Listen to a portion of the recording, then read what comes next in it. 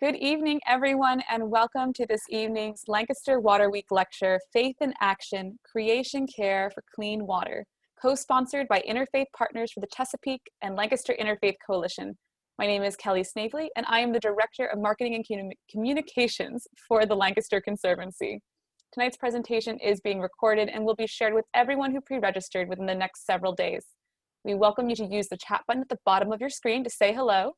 Please use the Q&A button, though, to share any questions you might want answered at the end of tonight's presentation. We also would like to remind you that there are still lectures happening during Lancaster Water Week. We have one final lecture tomorrow with Stroud Water Research Center. And we'd also like to remind you to take the Water Week Pledge. It's a commitment of 3 simple action steps to help clean up our local streams and rivers. With your pledge, you also get a pledge kit, which contains a free tree or native shrub to help you create habitat on your own property, and a free tote bag stuffed with educational materials.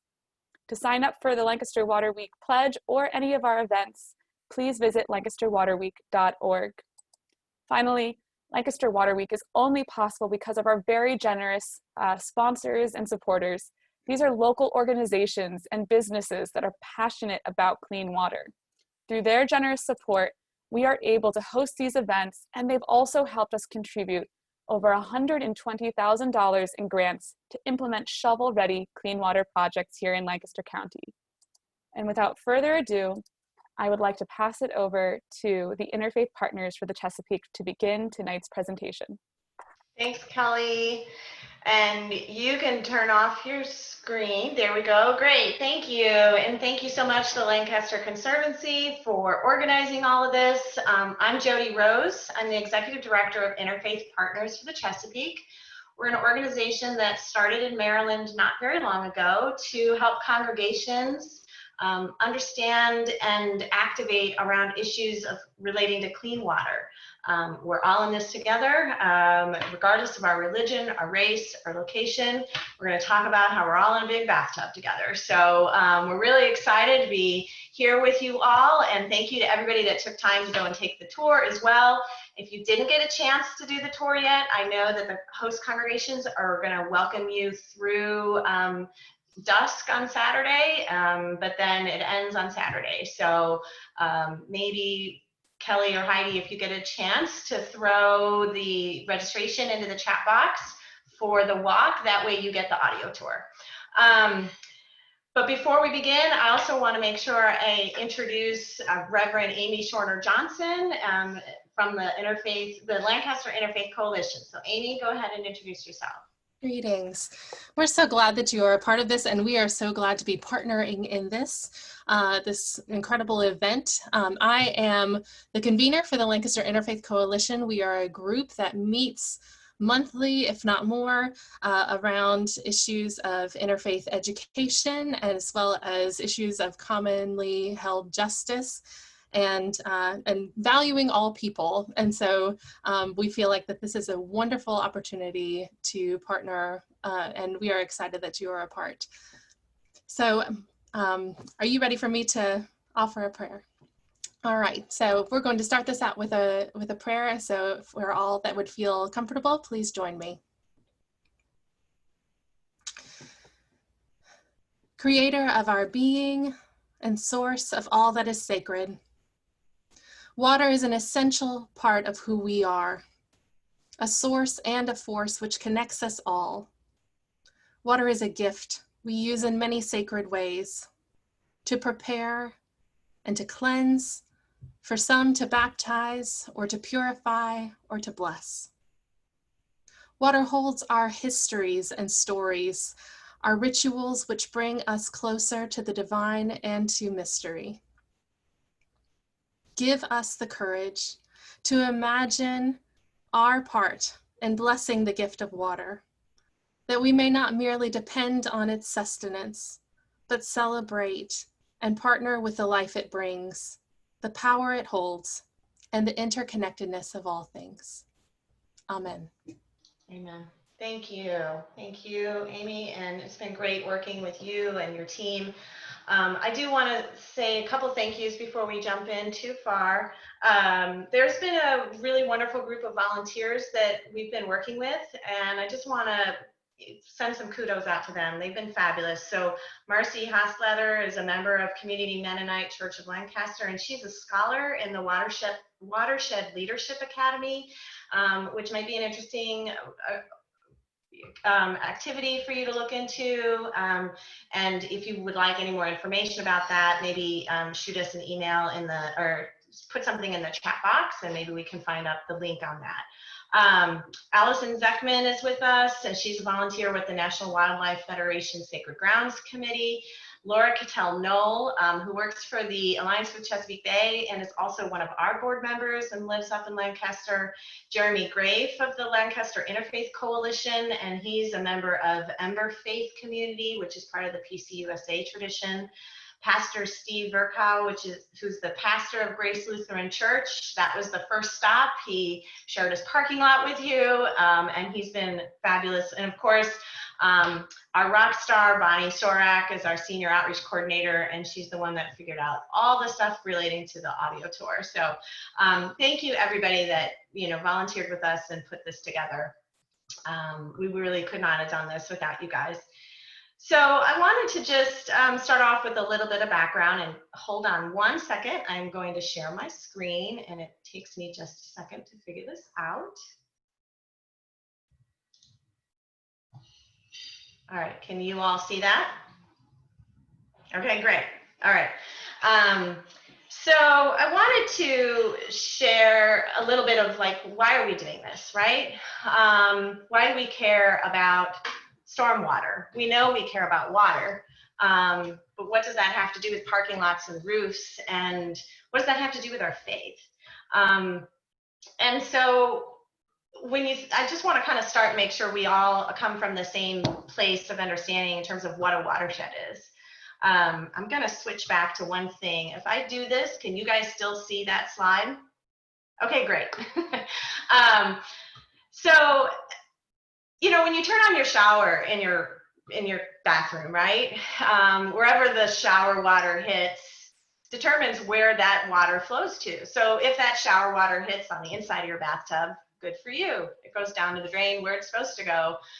If it hits on the outside of the bathtub, probably leaks down into your kitchen or something like that.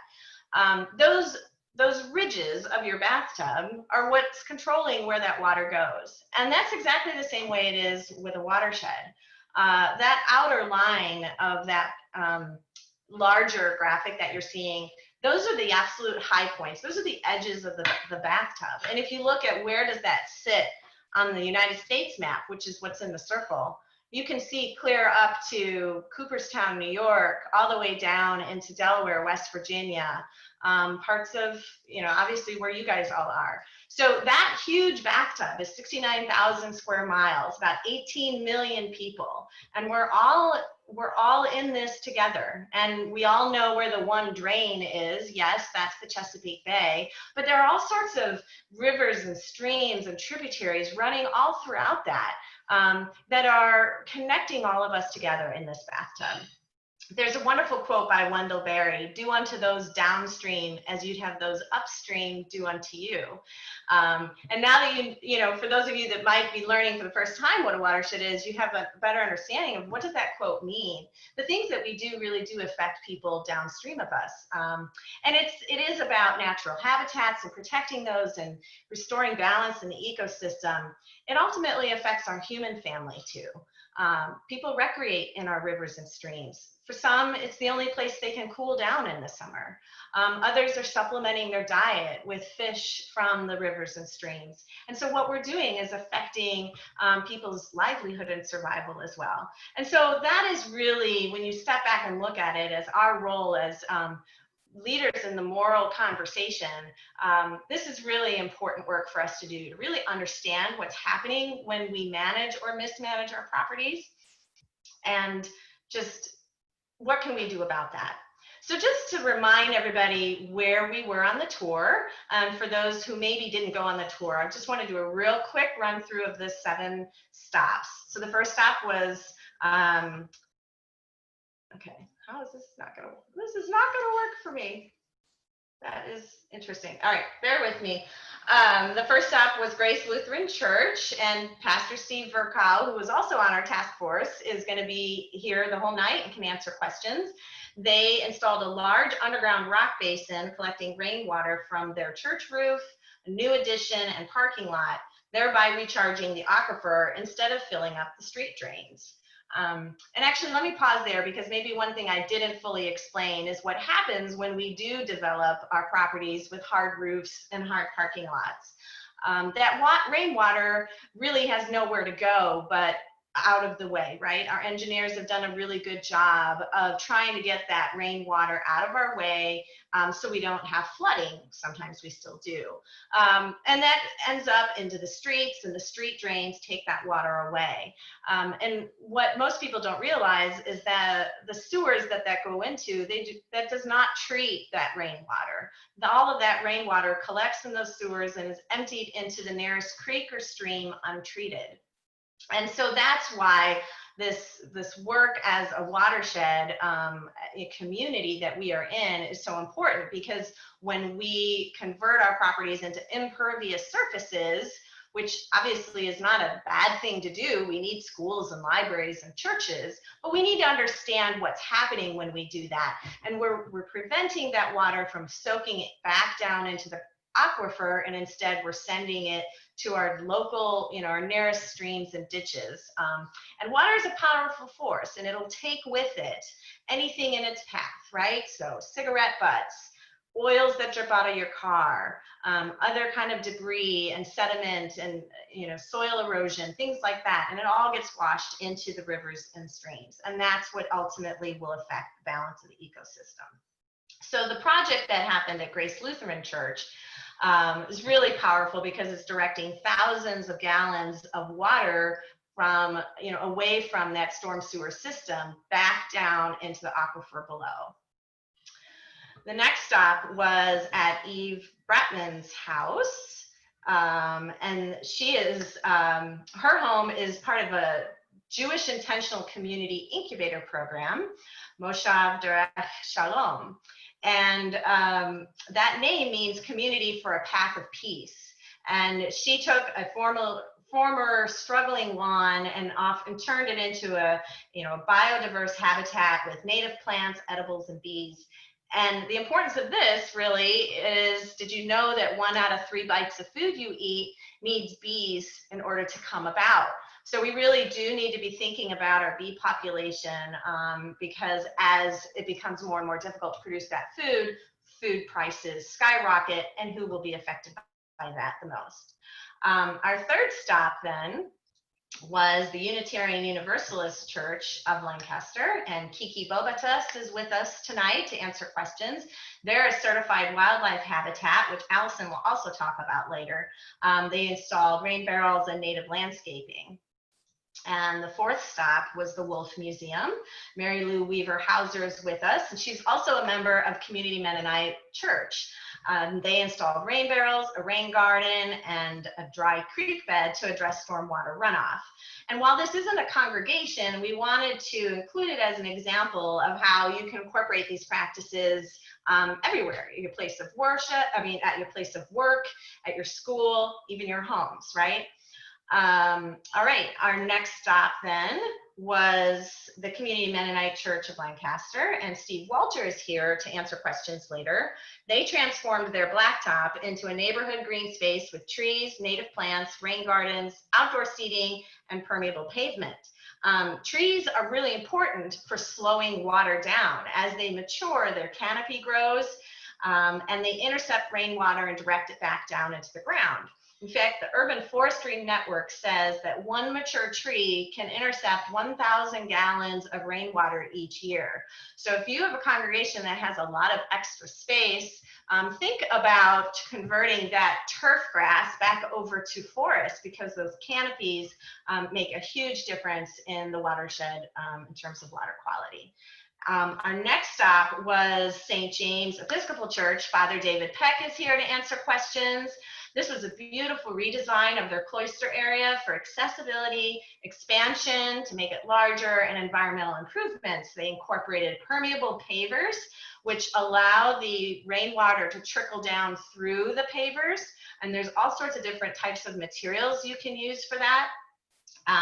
They used recycled bricks, decorative tiles, and reused fencing and cast iron grates, repurposing materials. It just gave it a real beautiful character.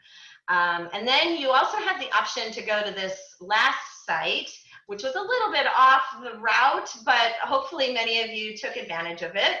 That was East Chestnut Street Mennonite Church. June and Ethan Dean, as well as Marlisa, are here to answer questions you have. And they installed electric charging stations that increased their tree canopy, and they did trash cleanups around the neighborhood. So they really kind of took a focus on energy reduction and you know, the importance and the connection between energy and water. And we talked a little bit about the importance of trees intercepting rainwater, but it's really important to remember they provide cooling shade too.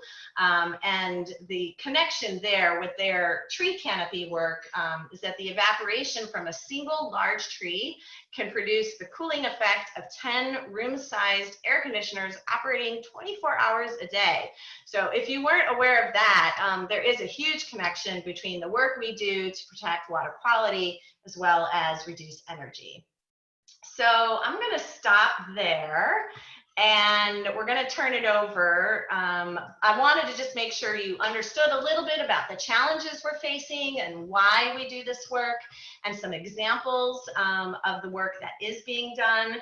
And now we're going to get inspired. So I want to introduce Malinda Clatterbuck. Malinda Harnish Clatterbuck lives in her childhood home in southern Lancaster County with her husband and 2 teenagers. She's the associate pastor at Community Mennonite Church of Lancaster, board president for the Pennsylvania Community Rights Network, co-founder of Lancaster Against Pipelines, works part-time for the Community Environmental Legal Defense Fund, and her passion lies in the healing of relationships for people and the natural world. So thank you, Malinda. I'm going to turn it over to you. You can go ahead and Thank you so much. We're going to start with a little song that my family's helping me with. You ready?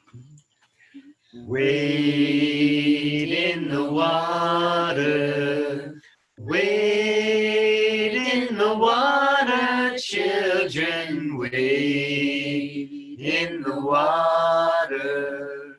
God's gonna trouble the water. God's gonna trouble the water.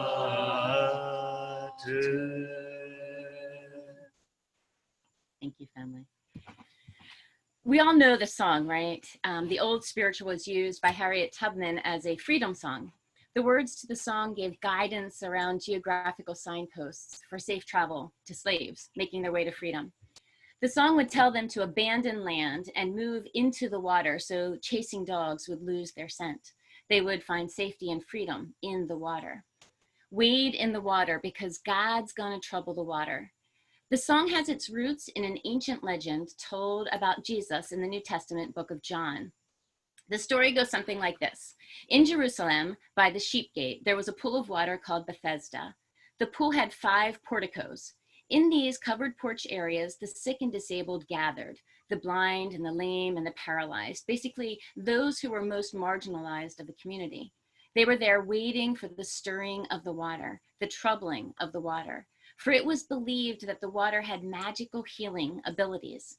An angel of the Lord would come down in certain seasons into the pool and stir the water, and whoever stepped into that water first was made well from whatever ailment they were suffering. There was one such man who had been lame for 38 years, the story tells us. When Jesus saw him lying there, he said to the man, "Do you want to be made well?" And the sick man explained that there was no one to help him to get to the water, that whenever the water was stirred, others stepped down ahead of him and around him, receiving the healing before he had a chance to touch the miraculous water. 38 years he had been ill and trying to get into the water, or waiting for someone to help him into the water in order to be healed. Jesus then said to the man, "Stand up, take up your mat and walk." And the story concludes that the man was made well. He stood up, picked up his mat, and walked away. "Do you want to be made well?" Jesus asked. What kind of question is that? I mean, do you want to be made well? Seriously, was Jesus mocking the man?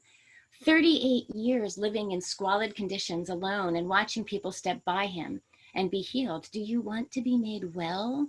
Jesus asks him. Of course he wants to be made well. Of course we all want to be made well. I mean, that is, if we are even aware that we need healing. Because sometimes we become accustomed to our illnesses. Even if they are self-created, we have become comfortable with our big vehicles, our air-conditioned homes, our overpackaged lives. Everything we own is supersized, from our homes to our cars to our meals. We have become desensitized to how our lifestyles and how we live affects the world and everyone else around us. We are in a great need of healing. The world is in great need of healing, and our planet is in great need of healing because we are unwell on many levels. We can begin by looking at our own hearts. Who here isn't tired? We are angry and tired of the violence and injustices we see around us every day. Our hearts are hurting, and we need healing in the depths of our own physical bodies and our spiritual souls. Our communities are struggling. Many of us don't know our neighbors. We don't know where our food comes from. We don't cry with one another and celebrate milestones with one another. And the current pandemic has compounded our isolation. Perhaps we are challenged to be who we want to be to those we most love, in part because we're so exhausted. Do you want to be made well? Wade in the water. We have a divided nation in need of very deep healing. The gap between the super rich minority and the rest of us continues to grow. The top 1/5% of earners in our country earn more than the other 4/5 combined. We watch as the breath is squeezed out of Black Americans at the hands of those who are supposed to be protecting us. White supremacy and violent responses to peaceful protests are condoned from the Oval Office. We're spending taxpayers' money to keep people out of the country by building a devastating wall, rather than spending more on the health care of all Americans. We seem not capable of compromising, collaborating, or considering the common good above our own selfish desires. Oh, where is that troubled water so we can wade in it, please? And underneath it all, literally, is our Earth, the precious, beautiful planet that sustains us all, even in our selfish human antics. Just this week, the last Arctic ice shelf in Canada disintegrated. It's gone. Many of you already know the damage the fossil fuel industry continues to do to our water, our air, our bank accounts, as our government continues to use our money to subsidize this obscenely immoral industry. And the extinction of species is the new fear for our future, with an expectation of nearly 50% of all present species to be in danger of extinction within our children's lifetime. This is directly tied to the human destruction of habitat, food chains, and yes, the human contamination and overuse of water. We are in great need of healing. The world is in great need of healing, and our planet is in great need of healing. But healing is at our fingertips, or our toe tips, if we stick with our story. Do we want to be made well enough that we would step into the troubled water? Water can heal. I believe in our story. I believe in the healing power of water. I have watched the pepper plants in my garden wilt and weaken when I've forgotten to water them during one of our typical dry summer days. And then when I pour some water into the soil and onto the green leaves, a couple of hours later, they miraculously come back to life, perky and bold and healthy again. Water is magical. Water is healing. Our story today is not just a story. Water is life. Mini Wakoni. This is a foundational truth that Indigenous people around the world have not lost sight of. They brought this truth to the attention of the rest of the world when the fossil fuel industry threatened the water supply of indigenous folks in North Dakota in 2016. The Standing Rock Resistance showed up by the thousands to protect the water. And the Dakota Access Pipeline installers knew their pipeline was a risk. But obviously water was not valued enough by our regulatory agencies nor our government to stop that project. A little closer to home, we know this disregard for water right here in Pennsylvania. The number of active fracked gas wells in Pennsylvania today is about 10,500. Each of these wells will consumptively use 2 to 6 million gallons of fresh water, pollute that water with chemicals during the extraction process, never allowing it to return to the water cycle. We only have so much water on our planet, and we all depend on that water for life.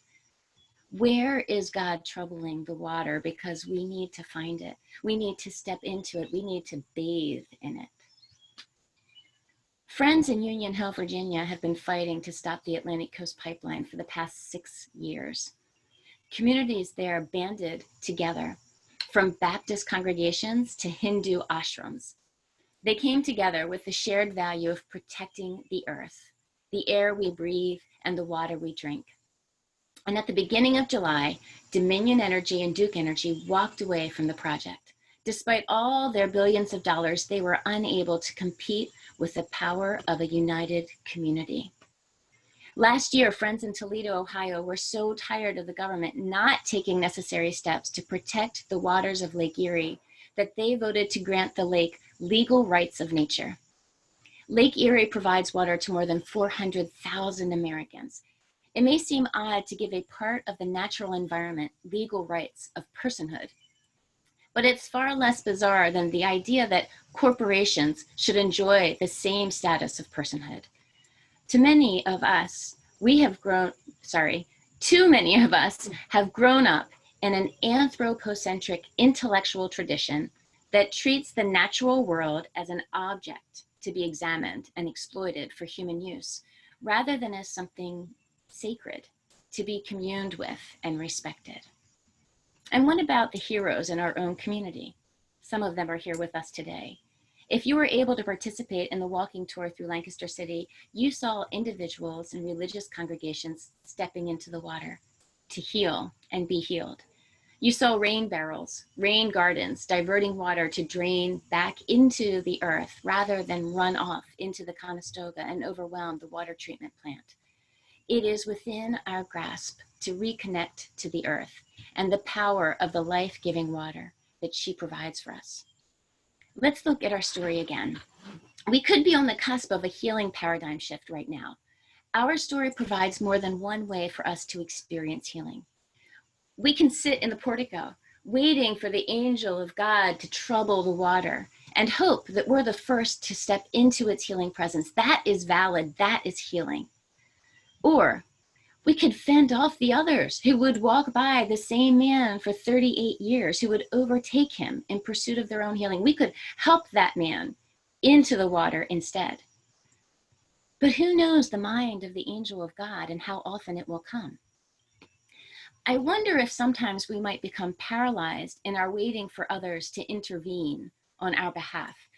Maybe it's time to stop waiting. Maybe we have to stop waiting for God to trouble the water, or the government to pass the next law to protect the water, or for the regulatory agencies to stop doing the bidding of the industry and start limiting the destruction of the water. Maybe we have to stop depending on someone else in power to do something so we can claim our healing. Remember the rest of the story, right? Do you want to be made well? Jesus said, take up your mat and walk. We have agency.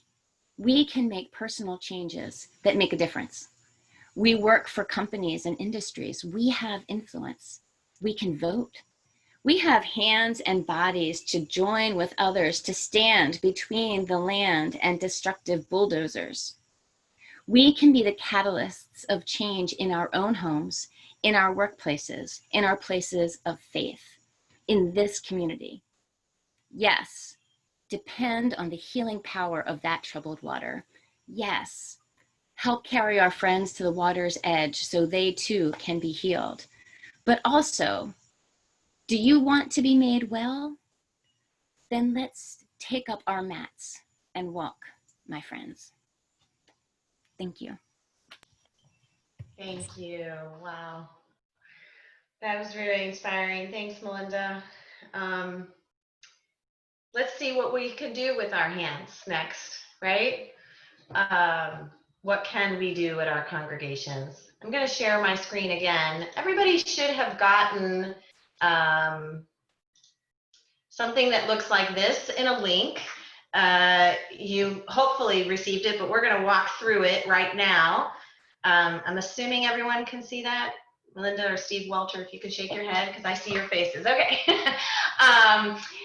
So in your invitation to the call tonight, you should have gotten that. But I wonder if also, Bonnie, can you add that to the chat box if you haven't done it yet? It's in the run of show if you see the link there. So this is a menu for action that has been created not just by us and our experience here in Maryland, but by talking to various organizations and agencies here on different activities you can do. When you do open this up in your own computer, you should be able to hover and see, you know, an ability to go full screen, and then you should be able to zoom in. Hopefully you're seeing this. So you can make that bigger on your end. It may be difficult to go through all this together on my screen. I want to highlight a handful of things. We kind of view the menu of action in 3 different ways: forming activities, caring activities, and going forth. And we feel that these are the 3 buckets primarily that congregations tend to take action. Forming being, you know, building your congregation's knowledge and commitment. Caring, you know, putting your knowledge into practice. And going forth. So some of the examples here in terms of forming, you know, hosting speakers, organizing a movie night. We have some resources on this. This is very easy to do with Zoom. It's kind of a good way to begin to start getting connected to other people in your congregation who may be kindred spirits and are looking to be well, if you will. Hosting different speakers, for example. We have some green team training I'll talk about next if you're interested, come next year. There's also, I'm gonna just allow Sally Gregory to say something really quick.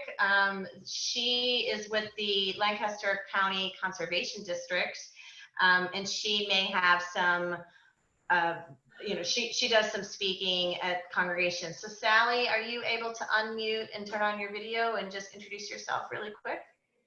Yep. Hi, good evening, everybody. I'm the education coordinator at the Lancaster County Conservation District. Although we get confused often with the Conservancy, we've been around much longer, since the time of the Dust Bowl. And the main focus for the Conservation District is to focus on soil and water issues in the county. This year we're celebrating 70 years, and we are a resource for churches in the county. I myself, as the education coordinator, I am a resource if you're interested or need help in sharing information about conservation of natural resources in Sunday school or lunch and learn sessions or any type of thing that you're interested in for your church. I'd be happy to talk with you about that in terms of biodiversity and things like that. We also offer a tree sale. It's a fundraiser for our education programming that's offered each spring. And so if you were looking to put in trees or shrubs or perennials on your property, that might be an opportunity for you.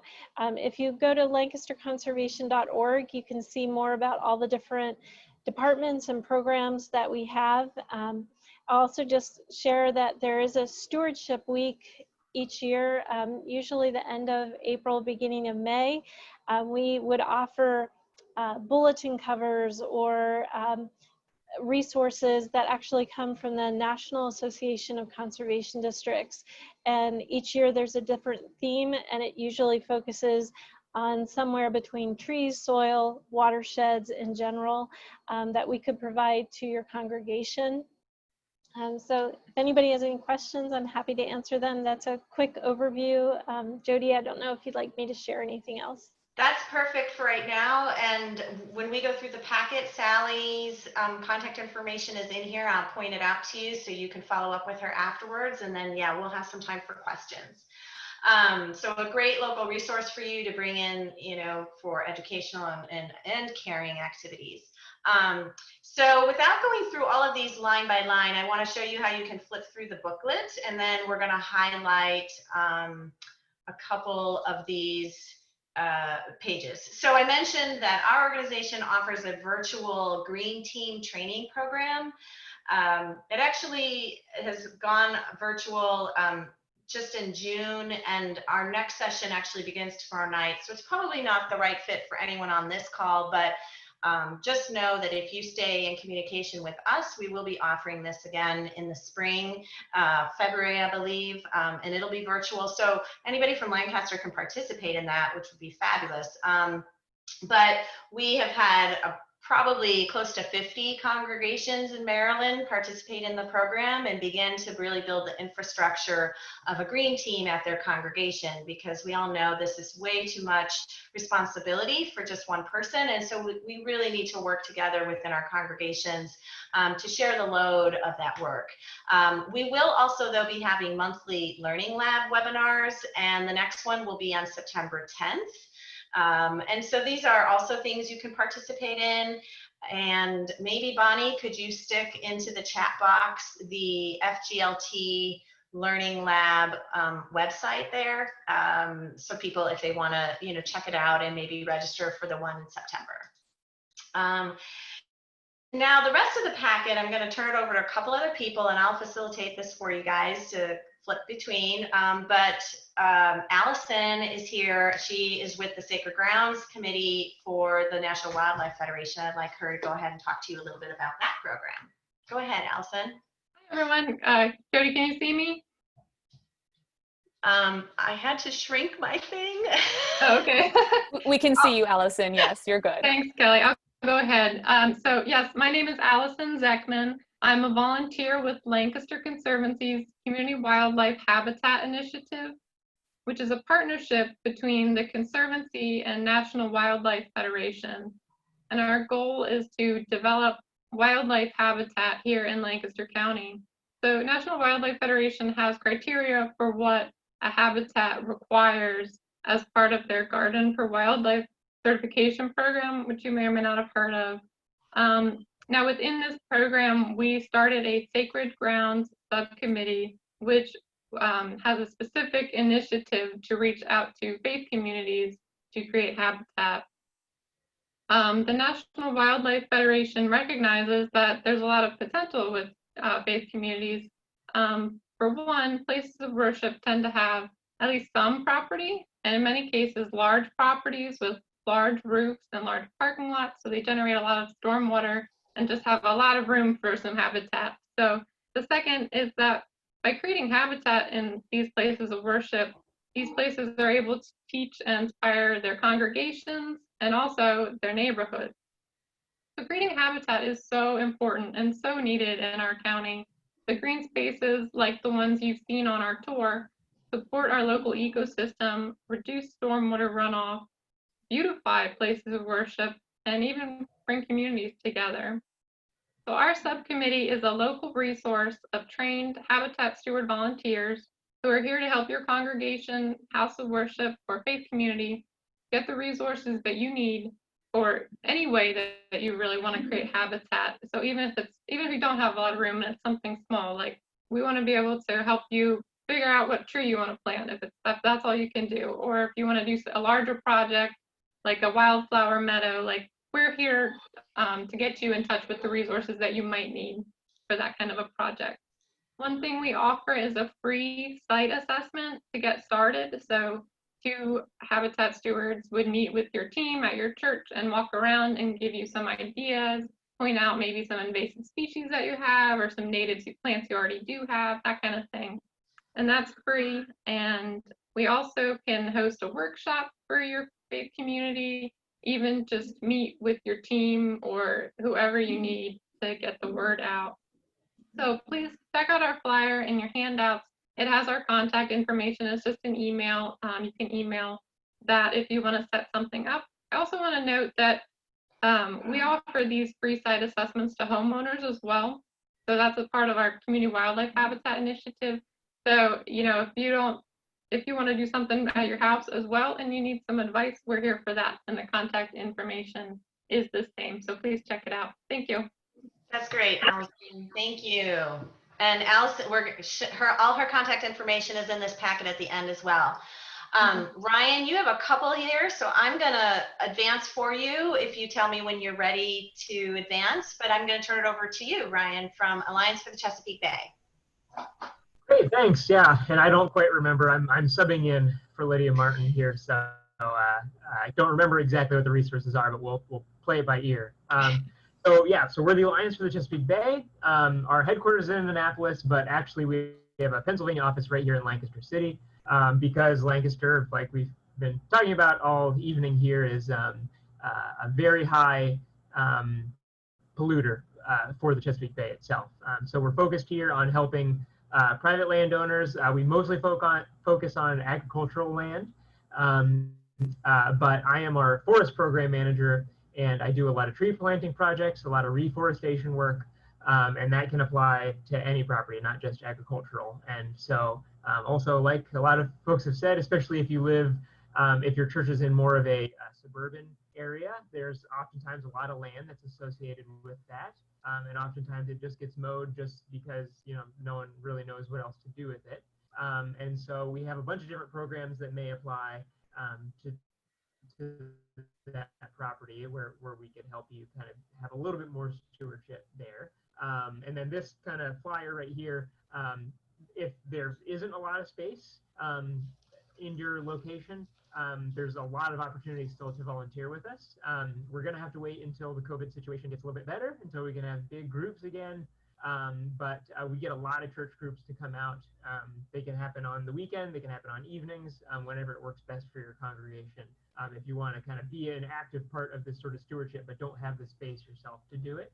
But if you do have the space, so our big two programs for helping is if you have a stream running through your property, then we can reforest that completely. So our funds pay 100% for the cost of the trees, the planting, the shelters, and additionally 3 years of maintenance, which is kind of a big selling point. We're kind of there to help you and help whoever's managing the property to actually turn it into a forest and make the project successful.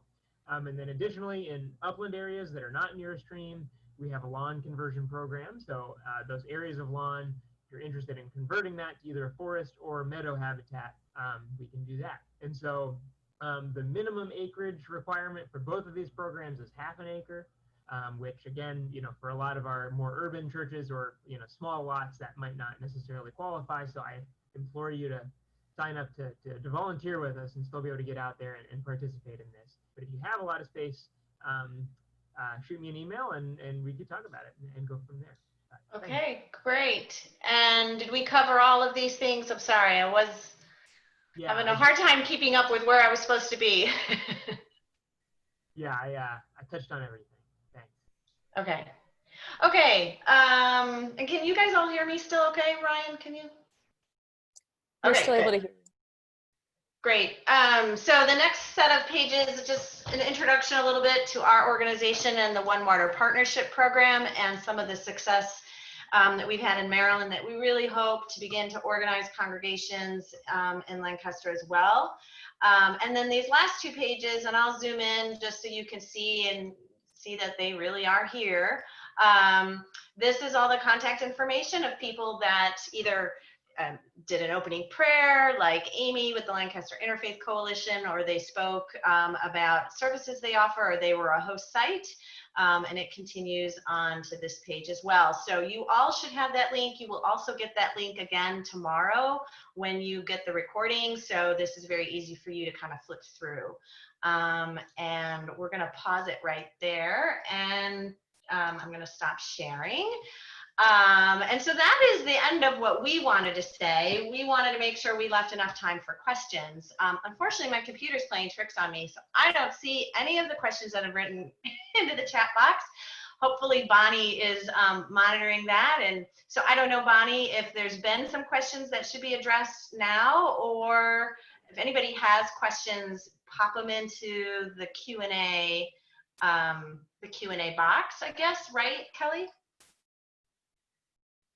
Yes, to ask a question, just hit the Q&A button. It's the button at the bottom of your screen. And Bonnie will read that question out loud as it comes in. And I think we don't have any questions yet, but as they're added, we'll interrupt you, Jody. So Jody, Okay. I know you had a few questions you wanted to ask some of the sites. I did. I wanted to just ask if a couple people would be willing to just share why they chose to do what they did at their property. Not specifically about, why did you choose trees over rain garden, but more just what does it mean for your community to take on a project that is beneficial to the environment?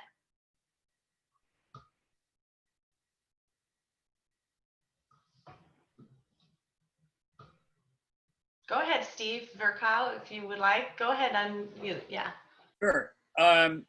For us, part of it was taking advantage of an opportunity to mobilize a few hundred people by recognizing that we were already opening up a lot of ground and creating with our renovation an opportunity to do something much more efficiently than if we had just had a lot of like preparatory, mind-changing education that might get people moving. When all of a sudden people say, oh, well, we could do this for a little bit less, we can add this to a project that's existing. That created an opportunity for us to really accelerate some education and get people behind spending a little extra money to divert a whole bunch of stormwater out of the sewer system. So that's kind of the why. The deeper why, of course, Malinda was speaking to, which is that any congregation, any people that are in touch with the mystery of God and the way that God has created us and the way that our brokenness breaks also into the world around us, doing acts of repentance, whether it's individual or corporate, is a very important thing to do. I mean, if it's just talk and ritual stuff, then after a while, people begin to wonder why it's relevant. So it was a great chance for us to undergo some mutual repentance and to say, hey, we're spending a lot of money for an elevator to get people who love to sing up to the balcony. Why don't we also spend some money and catch some of that water that's raining down on our church and on our parking lot that means so much to us, and kind of do the Wendell Berry thing, do unto the bay as we hope the people in Sunbury do to us.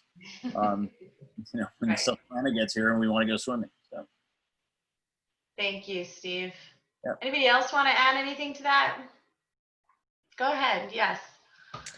So at the Unitarian Universalist Church, one of the things that we wanted to do is make it more of a intergenerational. So our program actually started with the 5th and 6th grade faith development classes. So they did a lot with, fundraising and getting the word out to the congregation, and then helped to maintain it.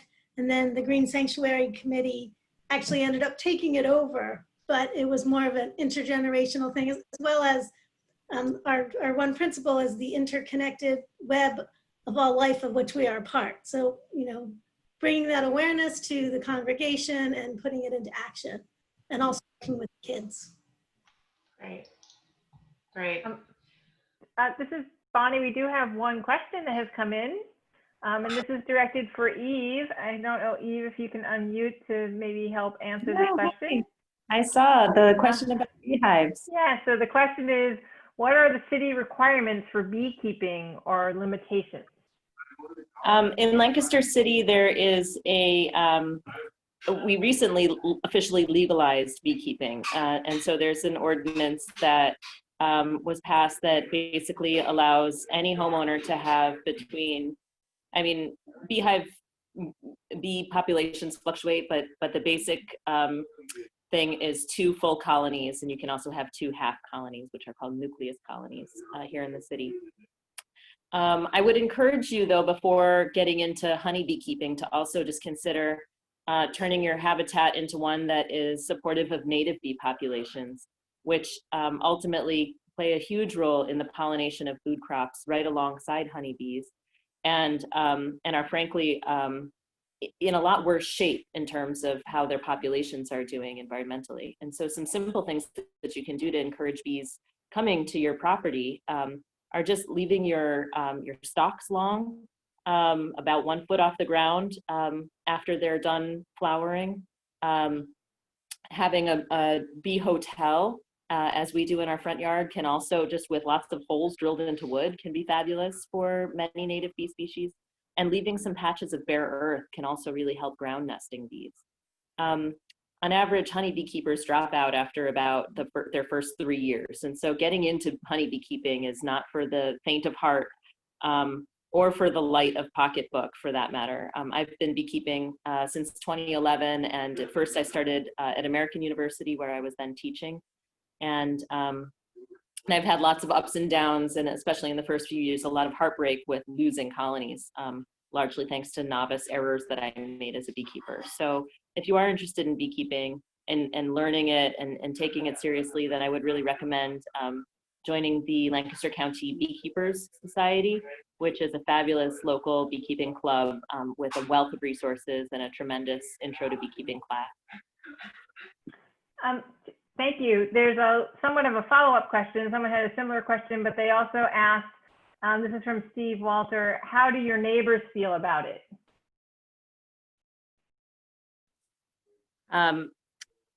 They like the honey.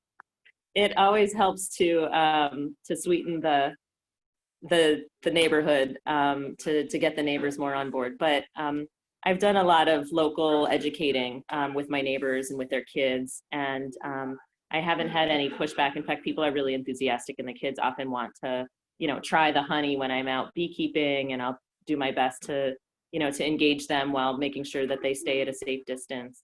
I have had to do a lot of education around a neighbor spraying their front lawn and not using pesticides, but and that's kind of an ongoing process, because at one point we had earlier this summer a lot of native bees that were around our front lawns, and he just wanted rid of them.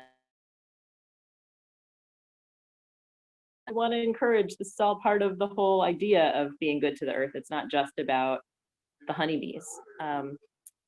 So yeah, that sort of community education work is really important. And I think the keys to it are just inspiring that sense of wonder and giving people a sense of just how cool it is to get into that world where you're really, the miraculousness of life of an insect colony and all the sweetness and abundance that it can produce.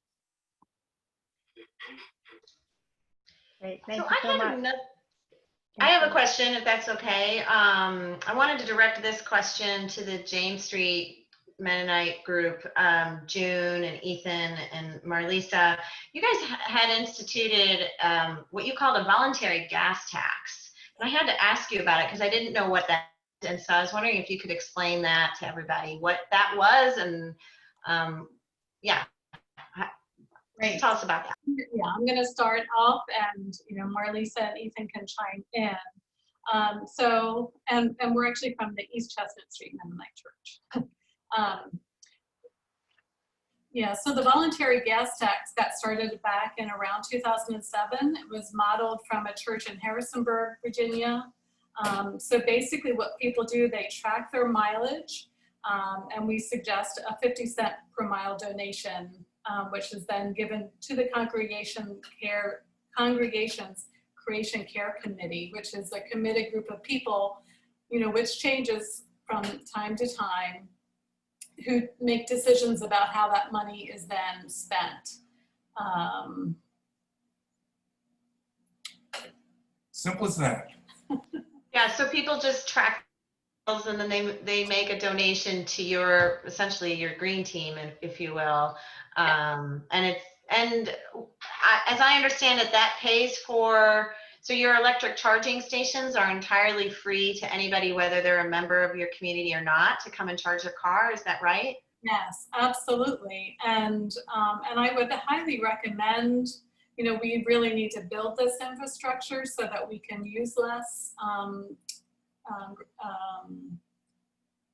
what type of gas? Greenhouse. Yeah. And there's actually a really great program or grant called Drive PA Forward. Which pays for 80% of installing these programs, and it actually benefits, the money comes from the Volkswagen emissions scandal a number of years ago. So if people, you know, want to know more about it, you know, feel free to reach out to us. It's been a great thing. And honestly, the greenhouse gas or the gas tax has funded so many projects. We partner with the Lancaster Tree Tenders, whose mission is to create an urban tree canopy. So a lot of our money has gone to put trees throughout the city of Lancaster. We help with helping the city know where trees are needed. And yeah, I could go on and on, but it has been a wonderful way of funding our program and the Creation Care Committee of East Chestnut Street Mennonite Church has really been very active, doing all kinds of things. Like I said, both large and small, to try to make. Yeah, I thought that idea was just so creative. So thank you so much for explaining that. I could see translating that to a stormwater self-tax as well, if people wanted to calculate the size of their driveway and their roof at home and then make that gift to a green team to really advance the planting of a garden at their grounds. You know, either of those ideas, I just think that's really creative. So thank you. Bonnie, I'm going to check with you because I can't see anything. No more questions? We're good? Okay. So we are almost up. We do ask, though, if you don't mind, we're going to ask you, Bonnie just put a survey link into the chat box. If you wouldn't mind opening that up, and it's designed for people who did both, you know, either the tour or the Zoom, but you can ignore or just answer NA for the questions that maybe you didn't go on the tour. You won't be able to finish it right now, but we just hope that you open it up and maybe get started on it. We're going to give you about 10 seconds to make sure you can get into it and get started on it. It says that we need permission. Okay, hang on just a second. That should be happening.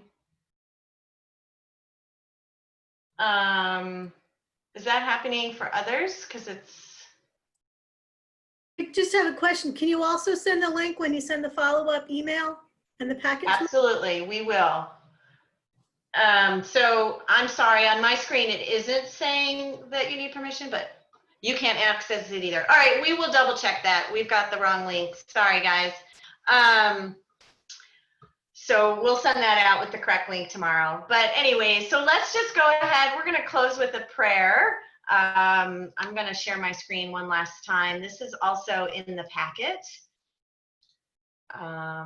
It's at the very end. And actually, just to show you guys this previous page here, minus the print scripts, and this page, if you put them back to back, these are post prayer cards that we have. We would be happy to mail you, a packet of these if this is something you'd like to use.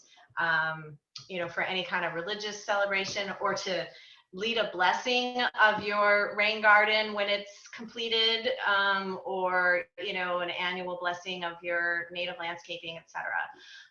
So I'm just going to go ahead and read this as a closeout. Thank you, everybody, for being here with us tonight, and all of the host sites for your beautiful witness of your commitment to caring for the earth and the whole web of life. So thanks, everybody. Water unites us all. Water flows through veins of earth and body, arteries of rivers sustaining life. Everything, insect, bird, tree, fish, flower, human, strands in an intricate web of life, sing praise for our Creator. These hands, our hands, may they be instruments of healing to the whole web of creation. May we be vessels of peace and protection for the sacred waters that unite us all. May our choices reflect love for all life around us. Source of blessings, open our minds and hearts to heal our disconnect from the sacred waters of the Chesapeake Bay watershed. Free us to live, grow, flourish, and sustain abundant life for all upon this earth, our shared home. Empower us, call us forth, walk with us on this journey to mend the web of life. So thank you, everybody, for being here, and I hope you enjoyed yourselves. Yes, Marlisa, we'll keep connecting. All right. Thanks, everyone. Together. It was awesome. Thanks, everyone. We'll fix that survey link. Take care. Thanks. Bye.